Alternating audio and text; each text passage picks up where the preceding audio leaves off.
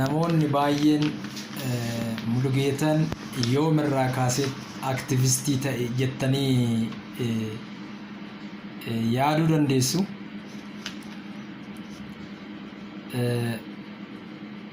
Ani aktivistii ta'e miti.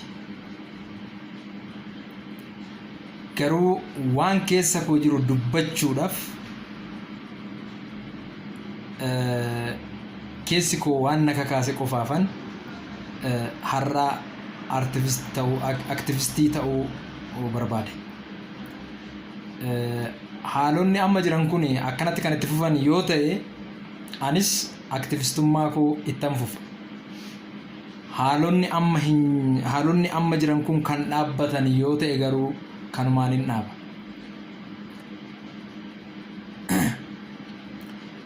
Guyyaa har'aa kana akkan dubbadhu wantoonni na kakaase ta'iiwwan yeroo ammaa ta'aa jiran. Ani militariin ture, waan baay'ee beeka. Hattuus, sobduus, fakkeessituus hunda ishii nan beeka. Garuu garaan waan baay'ee baata. Yoo dubbatan garaan duwwaatti namaaf akka jedhan sana har'a waan keessa koo jiru dubbadheen baafadha. Tole. Haalli guyyaa har'aa miidiyaa uummataa irratti argaa oolle baay'ee kan nama gaddisiisu, baay'ee kan nama saalfachiisu, uummata Oromoo mataa kan gadi qabe, mataa kan cabsu.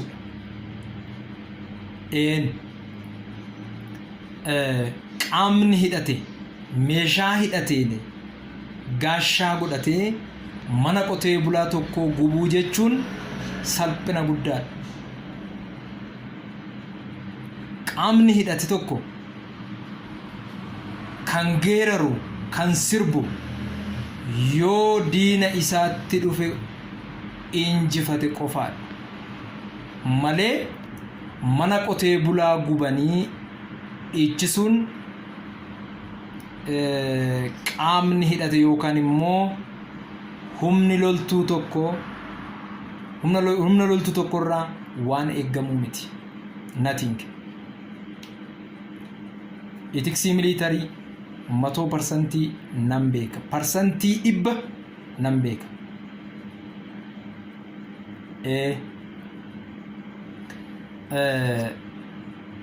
Gadheen mana abbaa ishee gubdee sirbitu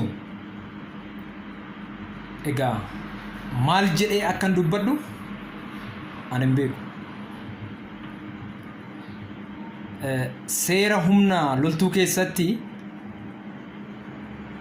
loltuun tokko yoo diina moo'e, yoo diina ajjeese kan geeraru.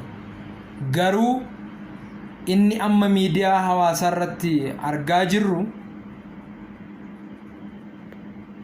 itiksii poolisiin irraa eeggamu miti.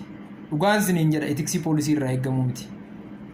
Humna addaas yaa ta'u, poolisii idilees yaa ta'u, qaamni gochaa kana raawwate yookaan immoo qaamni gochaa kana raawwachiise yeroo gabaabaa keessatti uummata Oromoo bahee dhiifama gaafatu ta'e taanan waan uumamuuf balaa dhufuuf ani hin beeku. Qaamni kana raawwatee fi humni isaa bobbaase diina caalu uummata Oromootiif dhugaa dubbachuuf yoo ta'e. Egaa manni gubachaa jiru kun mana qotee bulaati. Mana qotee bulaa gubuun immoo loltuun tokko sibiila baatee argamuusaa malee bakka bahe wallaaluun isaa baay'ee yaadan du'aadha namichi kun. Yookaan humni loltootaa kun yaadni isaanii baay'ee gadi bu'aadha jedheen fudhadha. Manni maatii dhabar, manni bultii dhabar, manni eebba bar, manni odaa dhabar, manni gaaddisa abdiidha, bu'uura bar. Kanaaf jarri mana gubaa turan humni akka isaan leenjise ani hin beeku. Fayya qabeessi mana hin gubu. Nama maraatitu mana guba. Kanaaf jara kanaan Oromoota jechuun anaaf qaanii guddaadha. Ni beekna.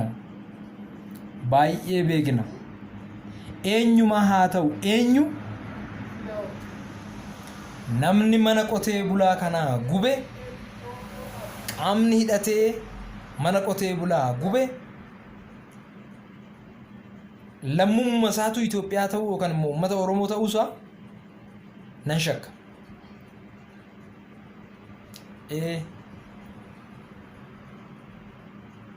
Kana raawwachaa fi raawwachiisaa kan jiru immoo Dr. Abiyyi miti. Dhugaa dubbanna yoo ta'e Dr. Abiyyi miti.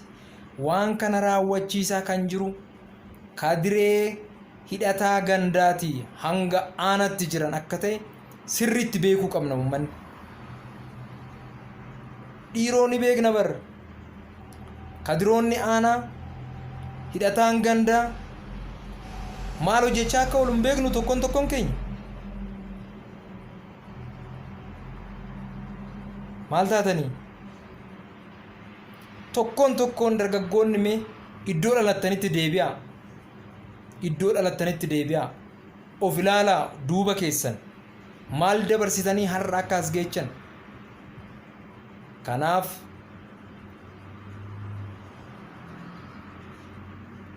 dhaamsi koo isa dhuma.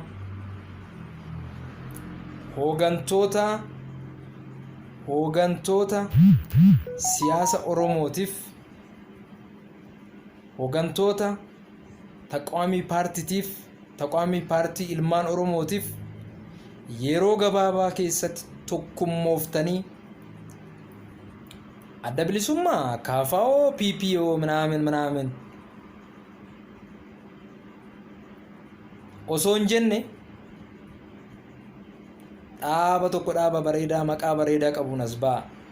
Sareessi nyaachuuf deemti. Nyaatamuuf jirtu. Dhugaan sinitti hima nyaatamuuf jirtu. Nan beeka bar. Qaamni hidhate akkamitti mana namaa guba. Qaamni hidhate akkamitti nama dhiita. Qaamni hidhate akkamitti nama ajjeesa. Qaamni hidhate qaama siyaasa kamiirraa bilisaa jedha seerri miliitarii. Biyya keenyatti garuu qaamni hidhate deeggaraa mootummaati. Jala muree wanni beekuu qabdan.